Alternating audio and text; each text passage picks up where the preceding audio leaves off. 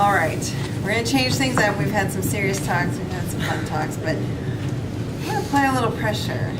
Everybody's name is in my repurposed tomato can. And I'm going to have you, I'll give you a couple seconds to think about it, but I'm going to call on one or two of you and we're going to sing something for the group. Okay? So you got a couple seconds to think about it. See, I'm ready. As a Girl Scout leader, I'm ready. Okay. Is anybody nervous? No? Yes? Okay. Yeah. Anybody not nervous? Okay. Other than Marilyn? Okay. Well, I lied. I'm not going to make you do that, but I wanted to bring that to you, that feeling of nervousness, because that's what I'm going to tell you about. Ways to defeat nervousness. And we're all pretty used to speaking in front of a group, and so giving a speech maybe isn't that hurdle anymore, but sometimes it can be. Especially if you find out suddenly that, oh, you need to give a speech. What happens? For me, my heart starts beating faster, right? Breath gets a little shallow. You know, you're thinking about things, and your mind goes blank maybe because you don't know what you're going to say now. And your hands are a little sweaty. Or maybe you get flush. That doesn't happen to me as much, but some people do. They really flush in the middle. Their hands get cold. You ever shake hands with somebody as you hand over the lectern? You feel, ooh, icy hands. So what's going on with that? What's up with that? Well, that's because when you had a stressful situation way back in human history, having that reaction was useful. That's that fight or flight. Your amygdala goes, danger, and it's your primal brain. Goes into high gear, it releases all this adrenaline, which gets your heart going, so that you can run or you can fight. Either of those would make sense. The extremities thing, turning blushy in the middle and getting cold on the outside, or the clammy hands, those kinds of things are because your blood flow is going to the core, so that you can react.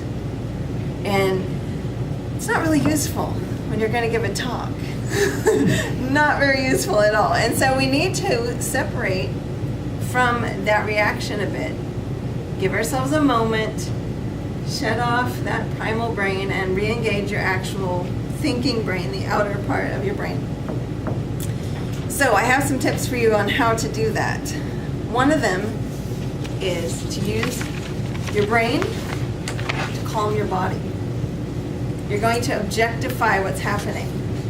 You feel your heart start beating, you go, oh, my heart start beating. Oh, now my hands are clammy. And you think about that, and you give it actual thought. And that doesn't sound like much, but if you've ever heard, and I took this from Tom Rogers, who gave a talk at the MDP, the Management Development Project in DWR. He says that he had a student say, I tried objectifying a kiss last night and it took all the magic away. If you're thinking about what's happening while you're kissing someone, it takes the magic away. So we're going to take the magic away from that panic by thinking about that it's happening. Oh, yep, there it is. Yeah, I can feel my heart. Even thinking about my heartbeat, my heart might slow down because I'm giving some focus.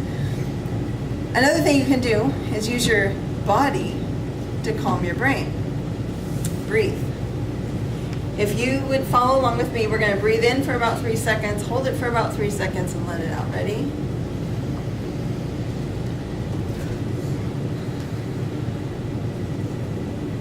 Who doesn't feel calmer right now? I do. I totally do. By doing that, your brain gets the message that everything's okay.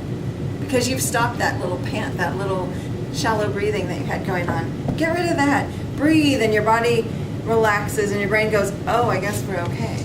So that's good. And then the next thing is to have a little perspective. You're not facing a bear. In fact, in this room, you're facing friends. I look around, I love to see all the people here who are supportive people who are here for the same reason. But you know what? Even if you go out to a talk outside of Toastmasters, odds are you're there because they asked you to be. Or you're there because you have something that they ought to know. Like thinking about capital punishment, or capital punishment, and thinking about how to make hash browns. There's some information that we each have that somebody else could benefit from. So we want to get some perspective. You're not facing peril, really. it's not that bad. And even if you tank it, 25 years from now, it won't matter.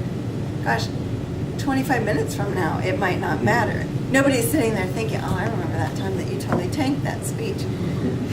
You're going to direct your energy.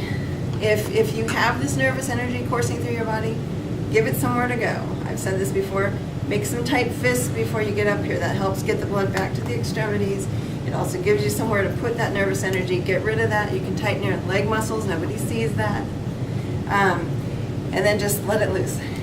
Last, direct your attention. Like I said, focus on your audience.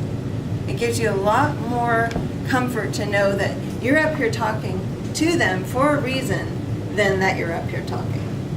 So next time you feel that anxiety, or next time someone is threatening you with a performance of a song of your choice, breathe, get some perspective, focus your energy, and focus on your audience. Mr. Toastmaster.